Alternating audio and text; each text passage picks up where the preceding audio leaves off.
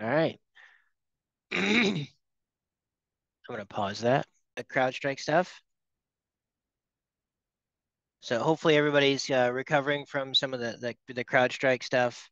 I know that's been a little bit of a challenge for everybody over the past week. So hopefully that's going okay for you guys and gals. But otherwise, let me go ahead. I'm going to share my screen with you guys. So we're gonna put that up. There we go. And let me throw the chat up over there so I can see you guys. And I can chat with you and try to answer some questions as we go through this thing live. But all right, and we don't need your pictures there. Let's move that over. All right, now we're cooking, right? All right, so the goal for today is really just to have a conversation around um, how we're managing security. The idea is a defense in layers sort of strategy. What can we do? How do we do it? What are some of the things we could do better? What are the areas that kind of getting ignored that we see, unfortunately, quite a bit? Um, and so that's what we're going to talk about today and kind of get through a little bit of what are a couple of things that you guys and gals can do to try to mitigate a lot of the risk from the various threat vectors that are out there, right? And the different threat actors and what they're doing, the types of things they're doing, and why they're doing it. And ignoring probably, I don't want to say ignoring, that's probably not a good way to put that, but more of like we are not necessarily following best practices. And some of the key areas that we're getting burned a lot on are some of the areas we can really shore up pretty quickly. So that's what we're going to talk about. So John is in the chat. Sophie's in the chat. I can read the chat. So everybody's saying hi in there. James, hello. Paul, Sarah, hi everybody. It's good to see you guys. Thanks for coming. And so a little bit about me. Alex Brandt, what's up, man? Good to see you. So a little bit about me. Alex and I worked together years and years and years ago. It seems like um, God, it's been a couple decades, man. It's really sad to say that. And you guys can see by the gray in the beard, I've been around this game for a little bit. So, yeah, I've been doing this for 25 plus years. I started my career in enterprise. I was in the military, so went through a whole stint with, I used to work for Ecker Corporation. I ran the help desk for a while, and then went into, CA Computer Associates. Guys, the old timers in the crew here, they'll know CA. And then I went and did a bunch of government work for about 5 years, just contracting, working at various bases, installations, data centers around the country, around the world, really. Hey, Ernesto. Um, so basically, like a lot of like stuff I really can't talk about from the era of my career, but needless to say, really cool, fun stuff. And then I worked at ConnectWise for almost 10 years, the director of engineering over there, helped get the Australia stuff off the ground and the office built, stuff like that. And then worked at LionGuard. Some of you guys might have known those folks. And now I'm here for the past 2 or some odd years, helping the good folks out at CyberFox to, get their security story straight and help people, kind of fix up and shore up some basic security problems. So that's a little bit about me, just so you know where it's coming from. All right. So today is talking about the security problem. All right. So here's the thing. And I want to bring this up, and I had somebody come up to me. I did this presentation at a summit, and they were like, "Man, you just kind of like threw it right at us, right? It's like right in our face. Like, you're supposed to be doing this. Everybody's supposed to be doing this. We're supposed to be following at least some rudimentary, fundamentally basic security practices. And I can tell you that most of you are not. So, for example, and be honest, there's over 100 people on this call. Just a quick yes in the chat. How many people currently logged into their computer with their admin account? Ernesto knows better because he's a partner. So Yep. So here's yep, a lot of yeses, a lot of yeses, couple of nopes. That's okay. Yep, Pete, smart, no way, right? So for all of the nopes, let me guess. You guys have a backup account and you use those credentials when you need it, right? Pretty common practice. Or if you're not doing it that way, if you're not doing it that way, you've got a shared, well, if you have a privilege management tool, then you guys are rocking it. That's what it's all about. So, but if you're not using a PAM, this is basically how Windows works. Either you are logged in as an administrator or you are not. And if you are not, then you either have an account, named account, or you have a shared admin account. That's it. There's no, you can use a domain admin or you can use an Entra admin account, of course, but you definitely don't want to be using those.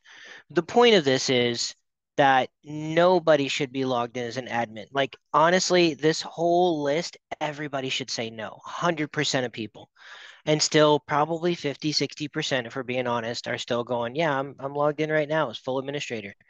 How many people turned off UAC because it's so super annoying, right? A lot. I see this all the time, right? Where they do that. And fundamentally, the reason I wanted to start with this is because it is something that bears reminding because we're not following it, right? The best way that we can. And for those that are partners on Auto Elevate, if you're still holding out with logging in as an admin because you're the technician and stuff like that, you got to cut that cord. It's not easy. I get it, but you got to cut the cord. Everybody's got to get out of their admin accounts and log in as standard users. It just closes up so many security holes in Windows. I'm going to drop a little something on you that's probably going to blow people away if they didn't realize this. The current Windows security framework, the way that Windows does redesign this, they redesigned like user account control and that layer of security back in 2006 with Windows Vista. That's how long the current framework has been in play. And you give anybody 18, 20 years to figure out how to get around something, they're going to get really good at it. So now more than ever, especially after COVID, following these best practices, absolutely critical. Like we really, really, really got to start doing it. Um, so let's that always begs the question, like why does even having privilege matter? I actually I've been dying to find this thread again. It's on Reddit, and it was a guy posted, "Hey, what does it matter that I give all of my end users local admin? I'm using Active Directory." And I think the internet collectively died for a moment, right? And everybody just lit this guy up. Some people were not so nice. It's Reddit. You know how it goes. But some of it was justified, right? Like, it just shows a real fundamental lack of understanding of just how damaging any admin access to anything can really be. And so I think somebody posted a video. It was like 12 minutes long, and it was like, oh, if you just, and this was on YouTube, by the way, like, oh, if you just download this program, and here's the commands you need to run, and then you can get access to all the stuff you want. And it was like 12 minutes long. So it's like how to take over a domain in 12 minutes. It was pretty crazy. So here's why having privilege manager. Here's why you guys shouldn't be logged in. Here's why nobody should ever be able to just smash the yes on um, the UAC dialog, right? And I know a lot of people shut it off. That's not the right way to go because that is Windows mechanism for controlling access to anything that requires privilege. So if you shut it off, basically you're just turning off access control. So if you've done that, probably a good idea. Definitely go undo that. Turn that back on. By all means, turn it all the way up, level 4. Um, and here's the reason why, because most things, and you guys know what these are, I'm not going to go into what they are. We all know what phishing is, and we know how people are exploiting things. But the key thing that all of these things have in common is they require a level of action from the end user. And let's face it, that is our biggest attack surface area, right? It's our end users. It's like trying to get people not to click stupid things. And most people have admin. And it pops up and says, hey, do you want to let this program make changes to your computer? It could say, I'm going to blow you up.exe. And people will be like, yep, run that. Let's roll. We're going to do this. Like nobody says no ever, right? Because then I can't move forward, and I always want to be moving forward.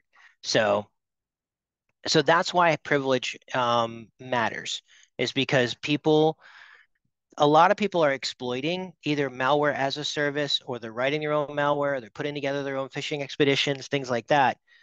It requires you to do something first most of the time. That's why it's really critical that we take away privilege. It just plugs a lot of holes in the boat, like a lot of holes in the boat. All right. So why do we still run some, like, even on this call, I bet half of you are still logged in as administrators. Why do we do it? Why do we still follow that habit? And to be fair, you see the gray beard. Um, a lot of us are old hat, right? And we've got some kind of entrenched habits. And let's face it, IT guys don't change easy, right? So we are a lot of times we are still rooted in the old ways of doing things. In MSP world, where it's your income, dependent on people paying you, a little different in the enterprise. So if I have my enterprise folks on here, let me just be clear. This is an IT problem. It is not whether you are an individual IT organization for your company or you are a managed services organization taking care of multiple companies. This is an IT problem. It has to be dealt with in the same way. Um, and fickle end users applies to both. Truly, it does. You guys, as IT professionals for an IT department, you have fickle end users. We used to refer to those folks as our customers, right? And then, of course, MSPs have a little harder. A lot of times in an internal IT team, you can kind of like slough off cranky end users, right? Because they're not necessarily sending you a check. But for an MSP, right, or somebody IT support provider, obviously you're dependent on them sending you money every month. So taking them off is probably not a good idea. So you got to figure out a way to do this with finesse, right? We don't have time. Hear that a lot. It is super inconvenient. There's no way around it. 100%. Yeah, it can be very inconvenient because the minute you come off of like Write a Boom or the next security conference, or maybe even after this call, you're like, you know what, today's the day that I'm going to do it. You have to answer the elevation problem anytime, and you don't realize exactly how much stuff actually requires elevation until you take it away from everyone. And then all of a sudden, it's like a tsunami and everything just comes piling in. And then people are getting upset. So basically, we end up doing this. We take away the local admin. Our end users generally try to revolt. Managers and owners will complain. IT directors will come over screaming at you. Um, you'll finally lose, and then you'll give them back their administrator rights. You'll try to do it on a piecemeal basis, maybe just the CFO or CTO or CEO, or maybe just the accountant, but it gets out of hand, right? And so like that's the process. We need to get out of that death loop. All right. And here's why. So let me just say this: the names have been changed, blacked out to protect the innocent. These are actual people, actual systems running our platform, Auto Elevate, who have told me, one way or the other, yeah, I remove local admin access from everybody. We did it. We did this already. So we're good, right? 118 people currently logged in, active privilege administrator. Blown away. Like that was 50% of that organization that was just like, he's like, we did this already. I'm like, well, somebody gave it back, whether there's a policy somewhere, or somebody's calling up Larry and Larry's like, yeah, bro, I got you, right? I used to do it all the time. I could finagle my way into admin rights to just about anything. um, for years I did it, right? And so I see this all the time. I see things like this, right? Domain admins is in there, pretty common. Domain users. Not only are they local administrators on their own machines, they are local administrators on every machine, right? I see a lot of this too, where I have account after account. So I've got shared accounts, personal accounts, domain admins, PC admins, but domain users, like everybody's literally everybody, their brother, cousin, uncle, and sister all have administrator capabilities to pretty much everything. And if you think these are like old examples, they're not. These are from the last 30 days. So it's I see this every single day, right? And this is how it's like, hey, what could we do to kind of maybe give everybody that last little push that they need to say, yeah, yeah, we really need to get on this. And I hear this a lot too. It's like, oh, I think I have one customer that this would make sense for, taking away their local admin. No, every customer, every system, because the one that you don't, guess what? That's the one that's going to bite you. And guess what else? If I am an administrator on my machine, right, and I don't even really have to be that smart, but whatever security tools you potentially put in my way, there's a really strong possibility because I have admin, I'll just turn your stuff off or delete it entirely. That's another challenge we have, right? Trying to reconcile all of our tools. When like how do you know that somebody removed AV off of a particular workstation or laptop?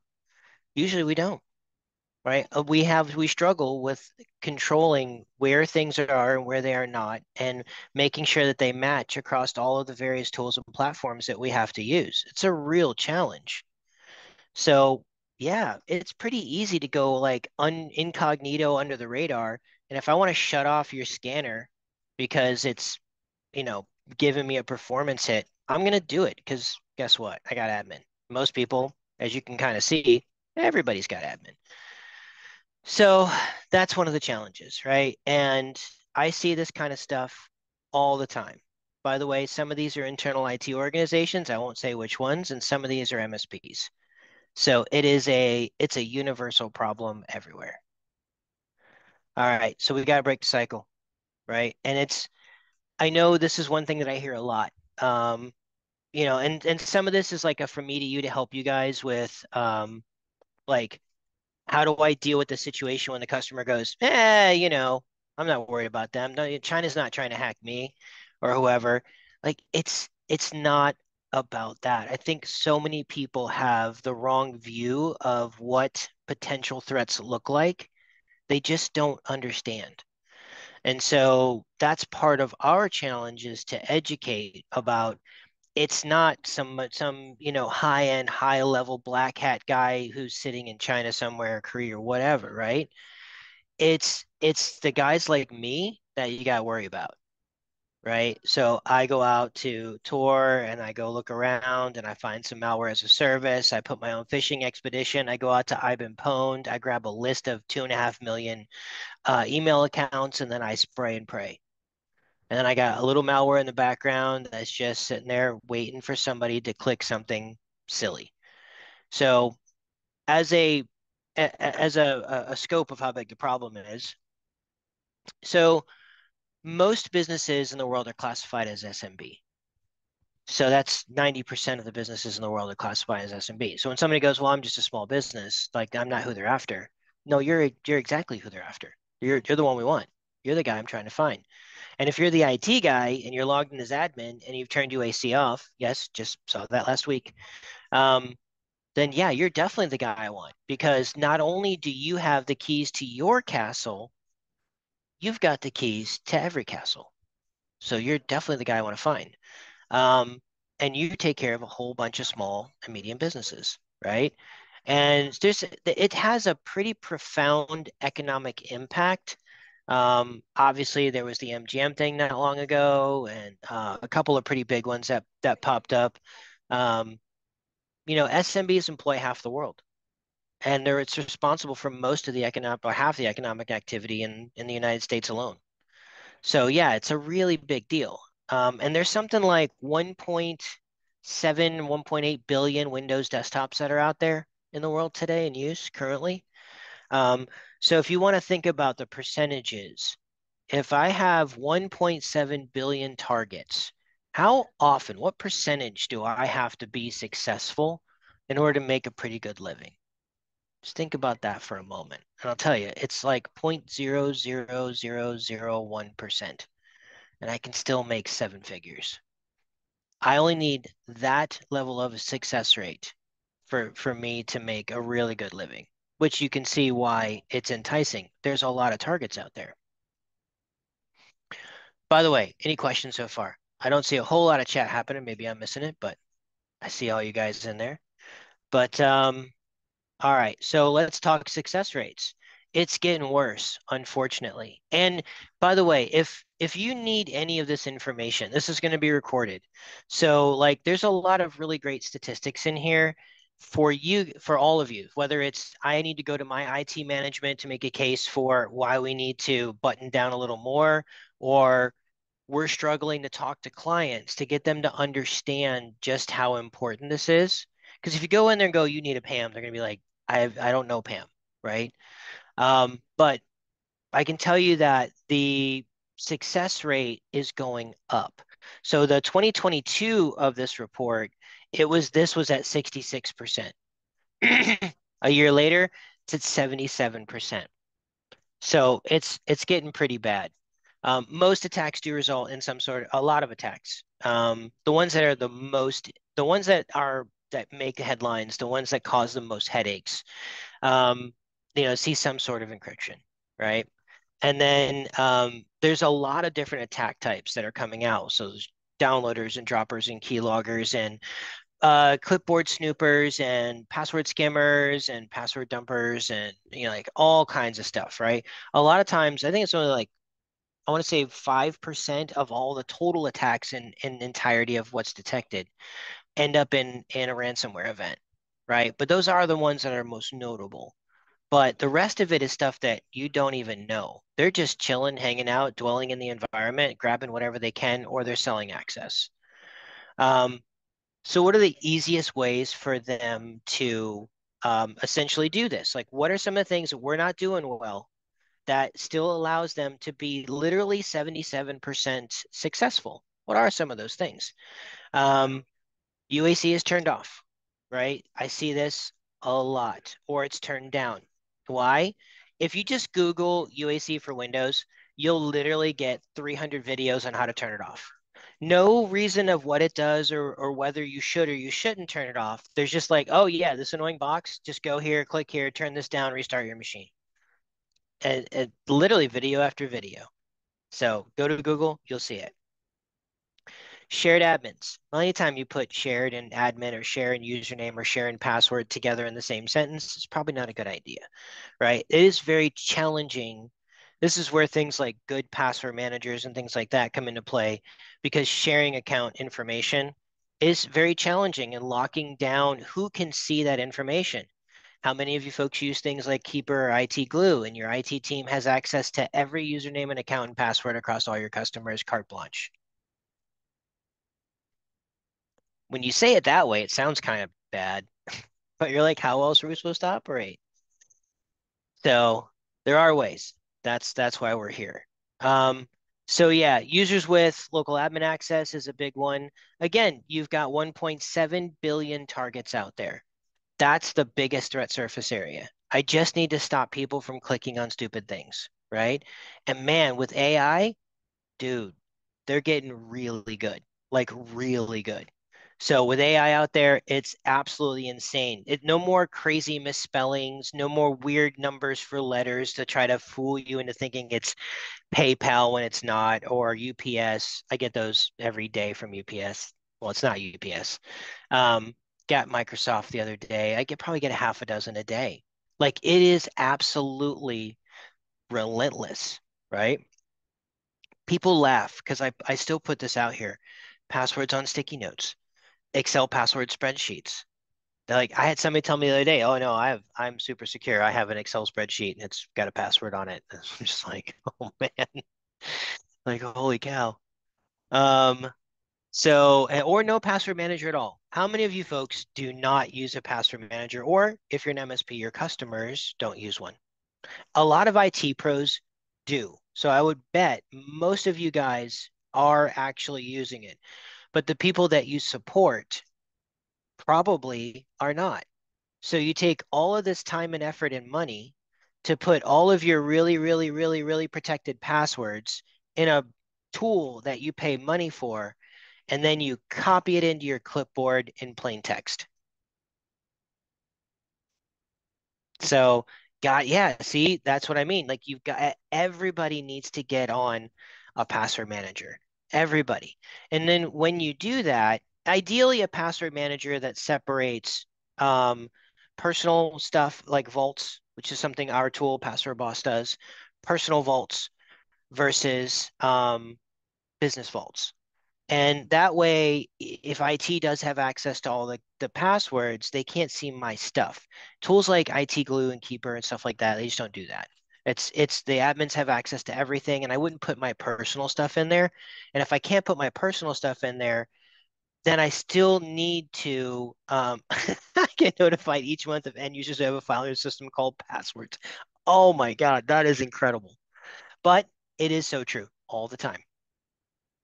So the big thing with passwords is getting them on the same system because you want to be able to uh, stop them from saving passwords into Chrome and Edge and Safari. And so you want to turn all of those things off. Like if they're on Macs, you want to turn off Keychain, right? So they can't put any passwords in there.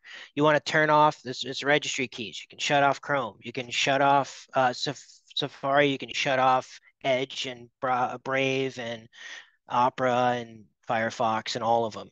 And it's all registry updates. It's pretty easy PowerShells to do that stuff, but you can't do that if they don't have a place to put their stuff that they feel safe. So you got to give them a place to put their stuff where they feel safe. Ideally, the same tool that you're using so you can share stuff between each other. Because what happens is you Jeff said, I have one still working on the staff. Well, if you got to share a password with the staff, guess where it's probably going? Text, Teams, Slack, email, whatever, plain text. So not good. But again, it's little habits like this so that bear reminding because we're still not doing it well. That like, hey, there's a couple of things you guys can do that are pretty quick and pretty painless that will really close up some very, very large holes in the boat. So what are they doing with this stuff? Obviously, I think you guys know this, but I do want to share it because like these are real, actual like for sales out on the dark web. So that's one of the big deals, right? Like, and it's pretty expensive. Like, you make some good money. And this is not a very big company, right? So we're talking 36 computers, two DCs, exactly what security they're running so they know how to get around it. Um, where the stuff is actually located, right? So somebody probably had admin, they probably clicked something they weren't supposed to, and then they got some tools in there where they could start looking around and voila. Or somebody who worked there who had admin is selling it, right? Which is even like a little harder that's a little closer to the heart, right? It's a little harder to think about that. But this is what happens. The stuff's actually out there. Extra, extra, man. It's all for sale. And it's all worth a lot of money. I always like to remind folks, I think, that it's important for everybody to realize that it doesn't matter who you are, that literally every computer has something important to somebody, right? That's worth money. And it doesn't matter who it is. And it's for one of two reasons. I'm either interested in what you have that I can sell or access or data, right? Or if you put yourself in a hacker's shoes, right? If there's nothing I find of value data wise, what's my next course of action then? You don't have anything I want, so what else can I do to make money? Ransomware. So you're valuable to me one way or the other. So like I think that's something that, when we sit down and we do have conversations with end users, that we can say, look, everything is valuable to somebody. Either they're going to take your data and information or sell access through your system, or they're going to blow you up. One of the two. Either way, I'm either going to sell your information and get money, or I'm going to ransomware you and hopefully get some money. Um, and if I've been around for a while, I'll screw up your backup so you can't even do that. And the problem is a lot of people can't weather the storm when it comes to downtime. Um, it's a lot of people is like, oh, I got ransomware. We'll just restore the backup. Somebody has attacked you, literally, digitally in this case, and Now, if that has caused significant damage, obviously you want cyber insurance to get involved, but in order for them to get involved, there has to be an investigation. And then, so your IT folks have to do that. And then maybe police have to get involved. And of course, we've got to get attorneys involved because that's going to get ugly. Then we get our cyber insurance involved.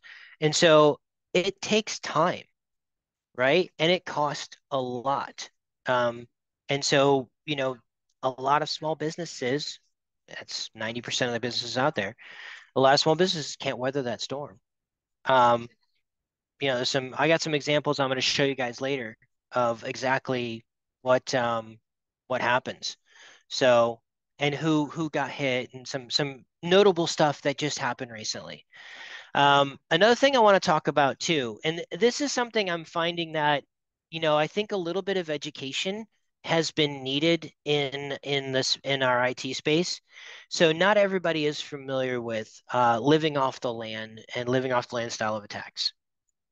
So it is another growing threat surface area that we have to address. And basically, here's what it is. So what ends up happening is, I want to say it was Sophos, SentinelOne, Verizon put a report out. 73% of the current detected attacks, obviously while they try to get everything, they don't.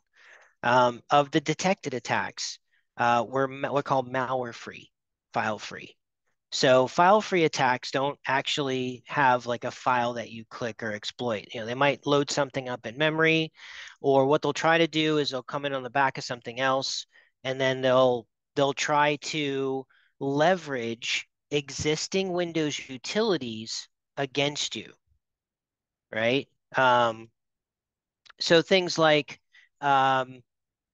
C script, W script, bits admin, MSP build, ASP build, Bash, WSL, all the Windows Linux libraries, right?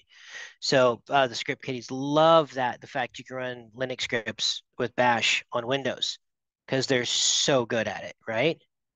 Um, oh yeah, the 10 billion. Yep, yep. So that one was beautiful, Victor. There, that if you haven't seen that, it's pretty crazy. Um, so credential dumping, that's how they get this stuff, guys. So you guys copy stuff into your clipboard, you paste it into different applications. There's a lot of stuff is cached in RAM, and so tools like Mimikatz, or they'll try to steal the credential manager, SAM database, or like I said, use Mimikatz to do credential dumping, and that's what they do, right? So what you want to be able to do is there are a bunch of utilities in Windows, and a bunch even Microsoft will tell you that WDAC, for example, cannot do anything about, that you really should block or severely limit access to immediately. Because, like I mentioned before, remember I said Windows current security framework got put into place, Windows Vista in 2006. I think it was Service Pack 2, maybe that one. But guess what? Also, Windows doesn't deprecate anything. So there's crap in there from ages ago. Who's used BitsAdmin recently to download from an FTP site on a command line? Right? Chances are maybe one of you, but probably nobody. And so, like, that's the kind of stuff that's just sitting around Windows, and it's just there for the picking. And again, it hasn't changed in almost 20 years. So it's like, oh, yeah, I remember I used to write this and I could use this program to download it. I could use MS Build, and then I could use C script to execute quietly from command line. And then voila. Oh, by the way, you have admin and I'm on your system now. So I have full access to do whatever I want, literally. All right. So this is the title of the presentation and the webinar. So this is something that we put together that we thought and felt it just makes sense, right? It is called the Circle of Defense strategy. And it allows us to look at the layered approach and the potentials in that layered approach and figure out, what am I doing? What am I not doing? And then if I am doing that, like, how much of the puzzle is it solving for? So hopefully this will resonate with you guys and girls as well. So let's set the stage a little bit here. So 9 out of 10 successful breaches are abuse of privilege. And I don't mean abuse as in like I hacked your password. Like you're logged in as a local admin and you click the compromise thing and that's it, game over. And you probably turned UAC off, so you didn't even know because Windows never even challenged you. It just happened. Again, this is a configuration that I see a lot. So I know you guys hate UAC and everybody hates it and turns it off, but it is how Windows controls privilege. Like if you turn it off, it doesn't really matter whether you're an admin or not. You pretty much do whatever you want.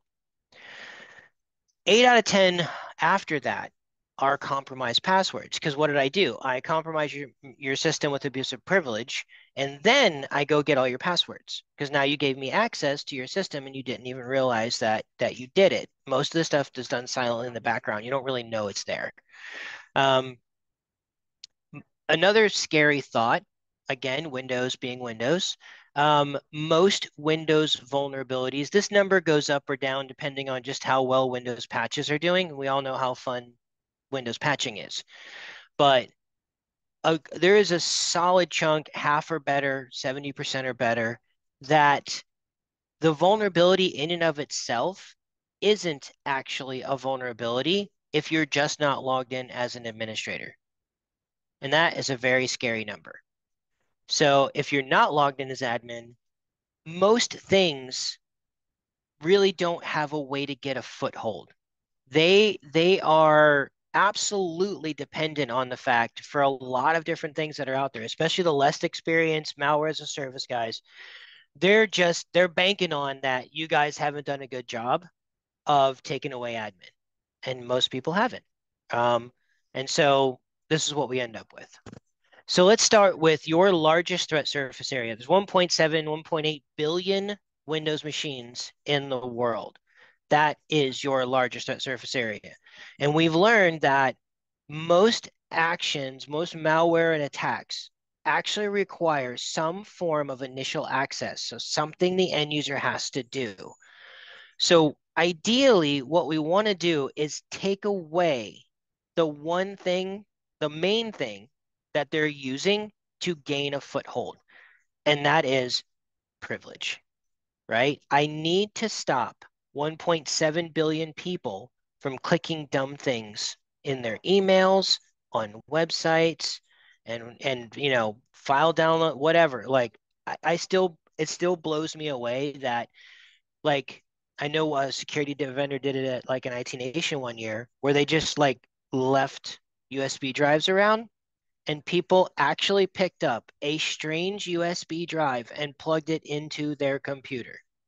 IT people, not like normal end users, like people that like know they picked it, plugged it in, voila, keylogger. So this is the largest threat surface area, right? And unfortunately, this is the one we seem to neglect the most. And if we go back to those yeses at the beginning of that, like there's a bunch of people that didn't answer because they didn't want to be called out. And I get it. I hear you. But there's probably at least half or better on this call, guaranteed statistically, are still logged in with admin. And there's still a bunch of admins around and really haven't like just gone through to really prune and curate the use of administrator privilege because this is the way that most people get in. Now, we usually start here. Everybody's got an antivirus, right? Whether you're running Bitdefender or running Windows Defender or any of the other numerous AVs that are out there. The problem with antiviruses is they're definitions based.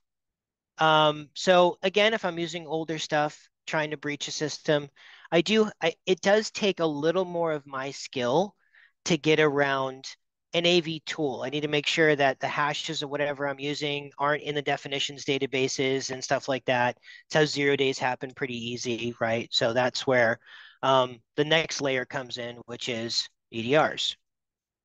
So now we got a little smarts to it. But you notice as we get the whole point of these concentric circles, it's not so much that we're zeroing in on the target, right? Any one of these layers can be breached and we'll get to the target. But the thing is, like, AV is a rather large threat surface area. One, they're not that expensive, but also they're not that complex. So, um, but I do have to have a little bit more skill and knowledge to get, past an antivirus. You know what I need to get past privilege? Absolutely nothing. I don't need to know anything. I don't even need to be that smart. All I need is you to click something and say yes, and I am in doing whatever I want to do. That's how simple it is to get past privilege. And that's the thing we ignore the most. And then what happens is all of these other solutions that we're using now have to work that much harder. Think of it like this. I love this example. I have fun with it. I like comic books and stuff like that, and I like movies and all that. So I'm a big Harry Potter fan. I'm a big Star Wars fan, Star Trek, Avengers, Marvel, the whole thing, DC, all of it, right? So if you look at if you're building a security system for your house, right? Let's say you guys bought the Mac Daddy numero uno, top of the line, Tony Stark monster security system for your house, right? That any security system, AV, EDR, SIEM, SOCs, XDR, MDR, whatever, right? They are all um, they're all reactive solutions, right? I am waiting for somebody to get into my place, of which they could do damage, because then we have what's called response time, right? So I am relying on these inner layers, which are more complicated to get through, more complicated to set up, cost more dollars. Not saying you shouldn't do these things, you absolutely should. But what I'm saying is you're going to make all of these inner layers work that much harder if you don't get control of this. Because, like I said earlier, I can circumvent a lot of these because I have privilege. And if I know what you're using and I know its weaknesses, I know how to get around it because I have privilege. It is the bane of our existence, but it is the one thing you really, really need to be quick and efficient and exploit all the holes and vulnerabilities that are out there for you to get in and to do it easily and quietly. So if you want the easiest ride of all, ignore privilege and they will have the easiest ride of their lives. It's a piece of cake. But when you take away privilege, not that it closes every door, it closes most of them. It makes getting a foothold a lot harder. I need to be a lot smarter. My attack needs to be a lot more creative, and it has to avoid the subsequent layers that you guys have put into place. Most people have an AV and an EDR, right? They'll run those in conjunction. Some people, it's more expensive. It's people. Now we're talking people involved, right? We got a SIEM running out there. There's a very complicated to set up.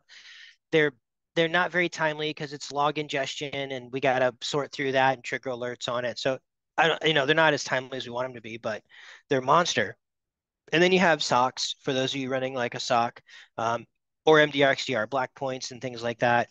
Like this stuff gets really expensive, but the threats that are designed to get past those guys are very complex.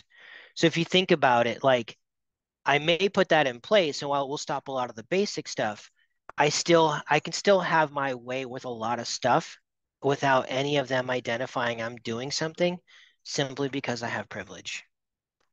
So a true solid foundational security strategy would incorporate most of probably the first three layers, or maybe even like SOC, MDR, XDR, if you want to go to like a full monitored solution that's managed for you, which a lot of people are doing because we all know this is a tremendous amount of work. It sucks up an inordinate amount of time, right? So we got a question. I don't know if that's been answered yet. Jeff, how could a PAM solution assist with implementing least privilege on older OSs that have limited security controls? So um, like a tool like Auto Elevate will work on anything that has basically UAC. So like we'll go all the way back through Windows 7. Um, but because .NET before that just wasn't available. So, or at least at the version we need it to be. So you can get all the way back to Windows 7, and that will help, right? Because I can start to, the key thing is if I take away admin access to something, at some point, somewhere at some time, I will need admin access to manage it, right? And I need to have a way of doing that safely and securely. So like if I've got a good PAM solution in place, right? I know there's some Auto Elevate partners. So if you're a partner of ours and you want to chime in and sort of like give your opinion on it, we'd love to hear from you guys too. But the idea is that if I have a PAM solution in place, while I may decide to keep some level of additional emergency end of the world zombie apocalypse access, what I'm going to do is I am going to change my control method about how I care for that account. So if I'm using, let's say I do want to keep a backdoor administrator account, right? Today, the process would be, here's our IT admin account. It's called IT admin. The password is, P at SSW0RD exclamation 22 dollar sign. Like, okay, cool. And that's what everybody uses. And then maybe you've taken the next step in the process of, well, maybe we should rotate the passwords on these accounts. And at the end of the day, password rotation doesn't solve for the main problem, which is active administrator accounts. Even if you're rotating password once a day, that means the token's good all day. So if I want to sit there and play like pass the hash or golden ticket or whatever, I have all day until you rotate that password to do whatever damage and get whatever tools I need in place before you change it. So we got to focus on what is a better way to control that account. Ideally, and I think we can all agree, if I just didn't have an account in the first place, I would be in a much, much better position, right? Um, and that's the way we want to operate. And then some people go, well, there's like 2% of the situations where maybe a PAM can't do it because the OS is cracked or whatever, it's broken, right? It happens. At that point, I say just restore it. Like, don't waste your time. You spend more time trying to fix it than you will if you just restore a backup. Which reminder, have a good backup strategy, by the way. So, but so what you want to be able to do is if I'm going to maintain this emergency zombie apocalypse account, then ideally what I want to do is again put a measure of privilege control around that. So if it's me giving advice or what I would do personally in my own would be I might use Microsoft Laps to install that account. I would also use it to create a very complex password. And I would also use it because Laps is a free tool, by the way. If you're using Entra or AD, it's free. Um, and if you don't have a tool, use your RMM. So, so then what I would do is I would have that emergency account, and then I would rotate that password, but I would also lock that password down. Every password's unique on every machine, and you got to come through whoever your top level person is, they're the only person that has access to that password. And it's just given out on an absolute emergency basis. So if you're still going to keep something around as an emergency access account, put the strongest controls you can around it so that they cannot use it. They do not have access to it. So John had a thing. Software vendor requires admin level access to install and update their products. Yes, that is true. If you're using Active Directory or Entra, which most are, then you can use like in Entra you can use Copilot. So Copilot you can have it install your RMM tool because it's running at system level access. So it can when you join Entra, it has system access. If you're using Intune, if you're using pretty much like that's the first thing to get your RMM installed. If you're running a third party RMM, like Automate or Datto or Kaseya or whatever, right? Or Ninja. Like you got to have system, you have to have access to do that. You need to get past UAC in order to get. So in that case, yeah, on the initial creation of a machine, you may have to use the administrator login and then install your RMM, immediately revoke those rights, and then you can use your RMM to install everything after because it runs at local system level.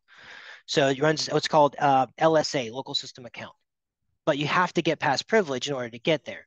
So when you're setting up a machine, sure, if you have access to tools like GPO or Copilot, they'll do it for you, especially Copilot, which is really nice because you can just have it install it at the system level, and then you can have it install like an Auto Elevate agent. So you have your PAM on there, and then when your technician sets the laptop up, they just put the machine in technician mode, push the admin elevation button. I still don't have access to an account, which is fantastic.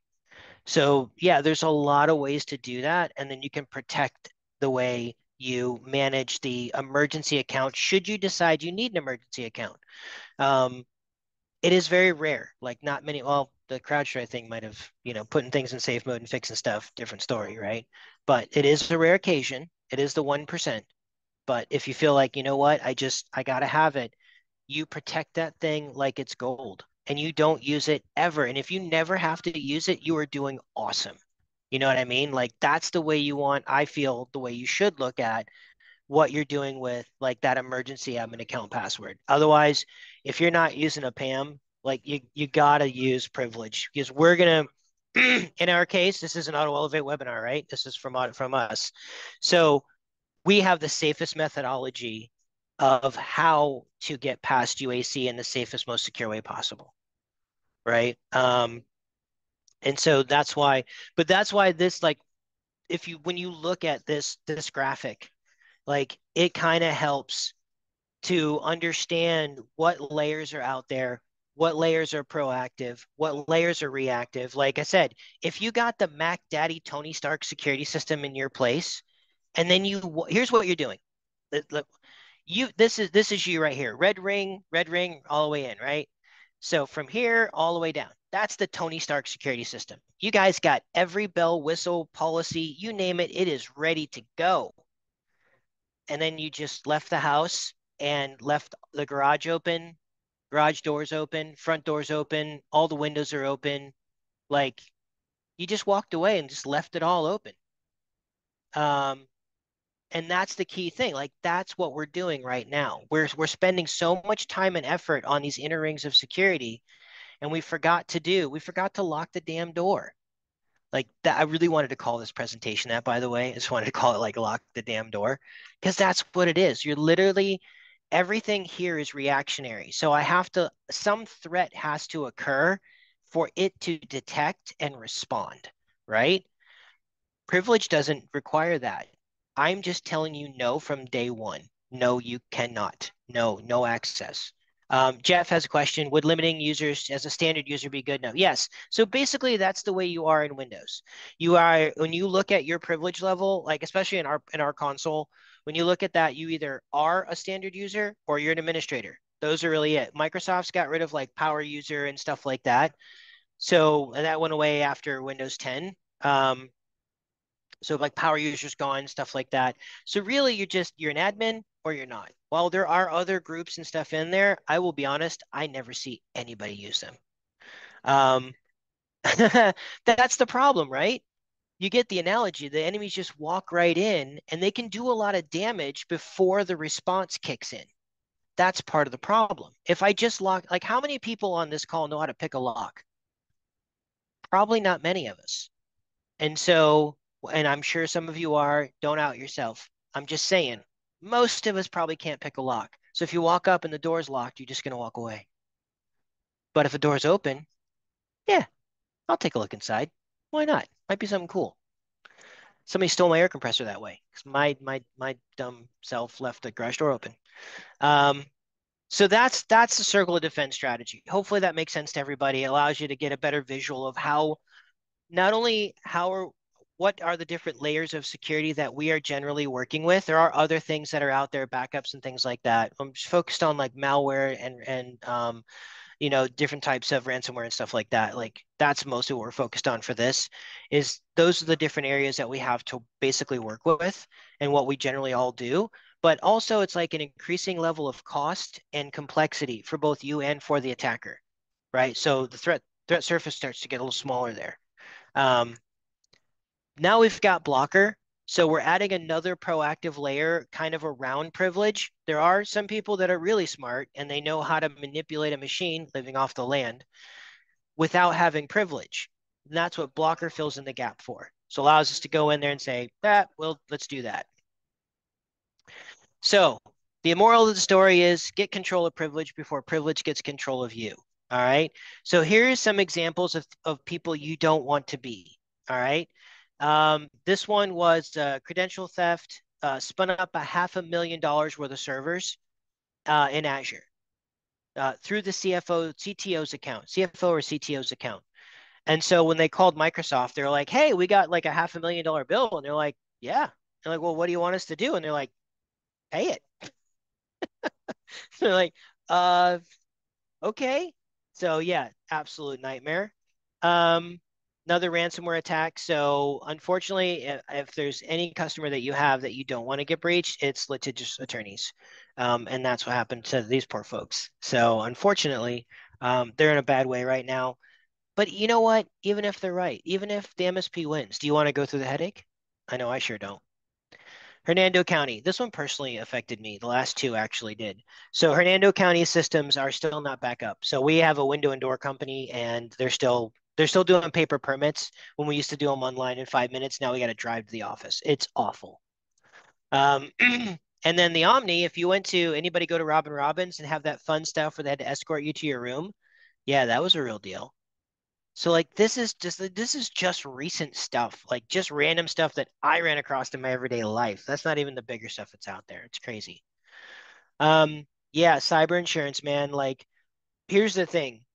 Almost everybody, except a very small percentage, are adjusting their defensive position to align with their insurance position. Meaning, like, I am making sure that I want this to be, I need to have this in alignment so that I get the best rates and the best coverage I can.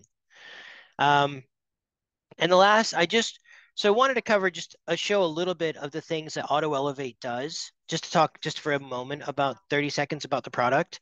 So it's more than just elevation when you're controlling privilege. You're controlling access to auditing. If you're using shared admins, I don't know who's using that account where. Like, it's very obscure. Windows auditing is terrible.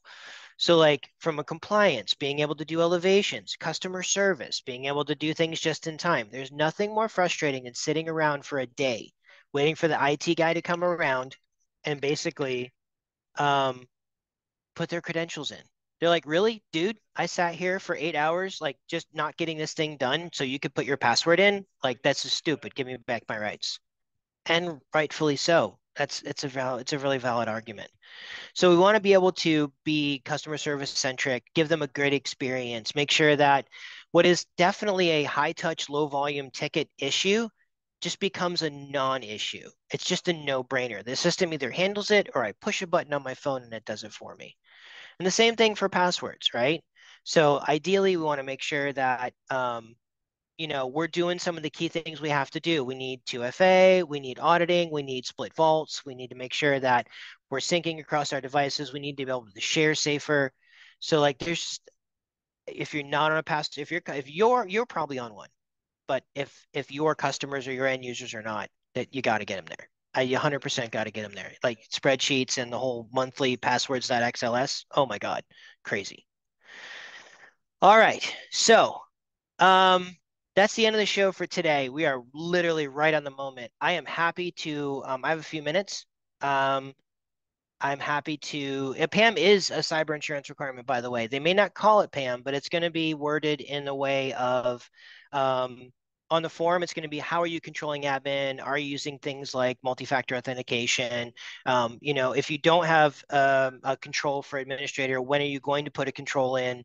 Like, so there's areas of that now all around how admin is addressed. Some of them are getting smarter, to be fair. Insurance does seem to lag behind technology by a couple years, but they are getting smarter. If you use look at Fifth Wall, if you haven't, by the way, check them out. So like their policies that they help underwrite, there's a PAM requirement, and then they know if you're using like our solution or whatever, then obviously that goes towards, the actual rate. But yes, every policy that we've read so far has an admin or PAM component in it. So um, yeah, so if you're thanks everybody by the way for coming today. So I told you at the beginning we got a giveaway. So we're gonna give away three $50 DoorDash um, gift cards. And thanks, Alex. Yeah, I can't wait to see you, brother. Yeah, if you want to come to our Secure IT summits, we do one every quarter, and we do stuff like this, and we invite other vendors who come in and do knowledge transfers and some knowledge leadership stuff, thought leadership stuff like this. It's incredibly informative. You get to be around a small group of your peers.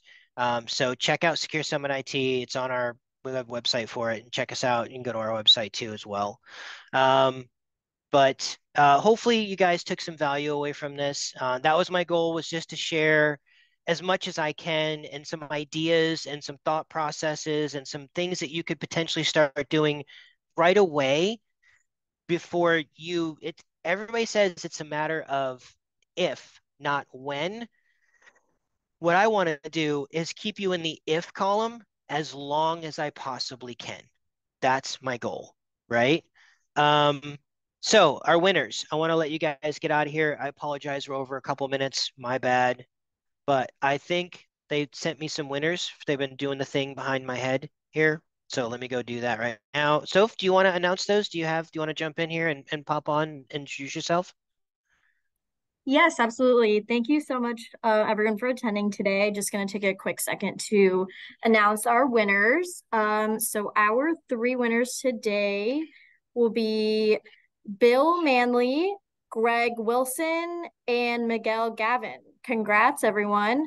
I'll be reaching out to you all individually after the webinar. So thank you so much again, everyone. And Bill, I'll pass it back to you. All right, everybody. So, um, oh, last slide. Hang on. I got to share one more with you guys. There's a QR code. So if you guys want to learn more, I was just getting yelled at for this because I didn't show it. So yeah, scan the QR code if you want to learn more.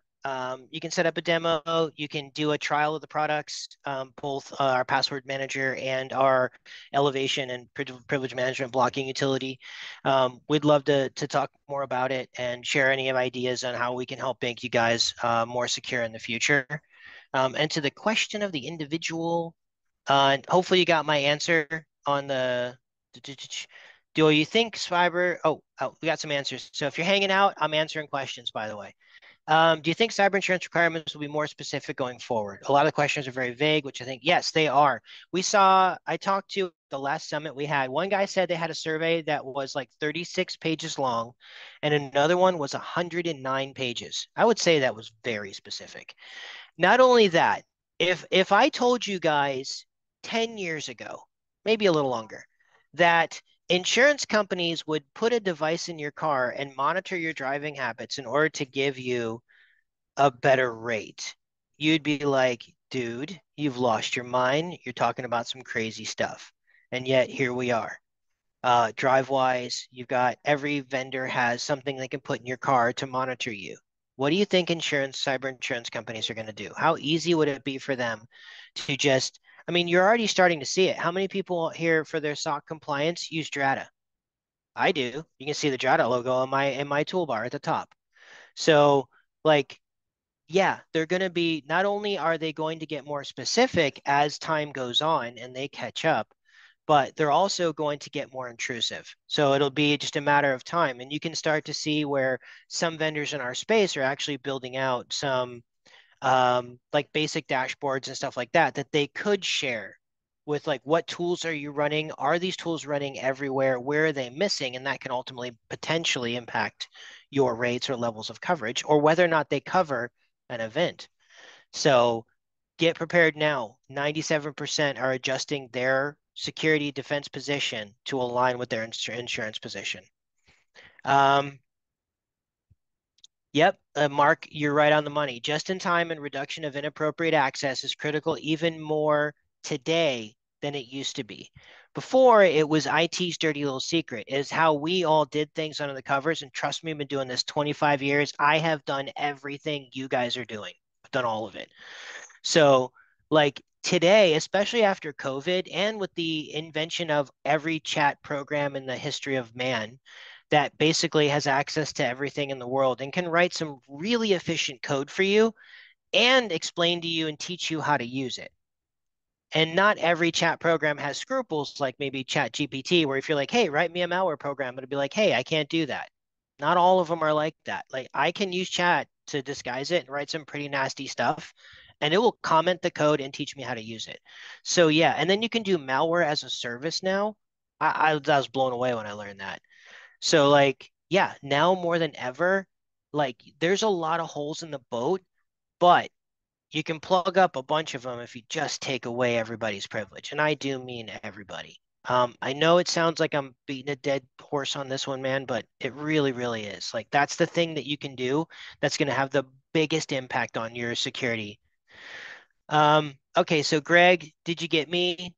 Um, yeah, so all right, so Greg, what you do is make a rule for netshell.dll. That's the DLL that allows you to configure network settings.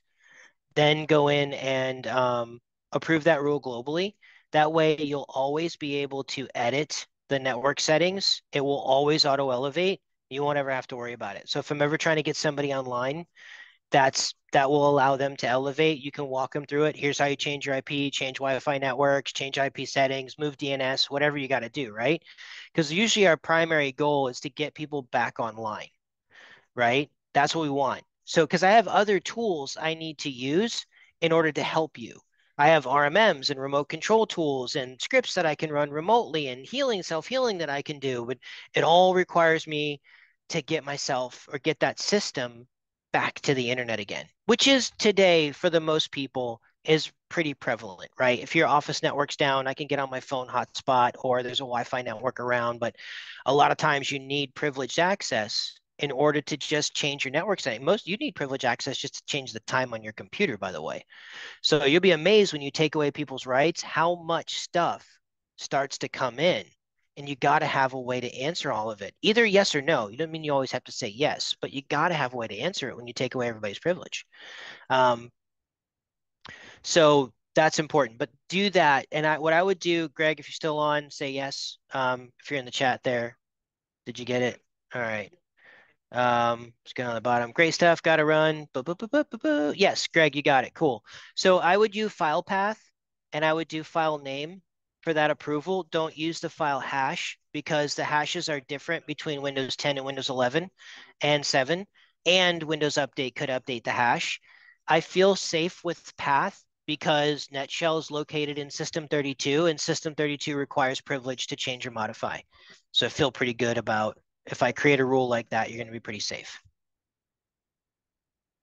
Um, yeah, if there's a cliff, you should put up guardrails. Yeah, absolutely. So any other questions?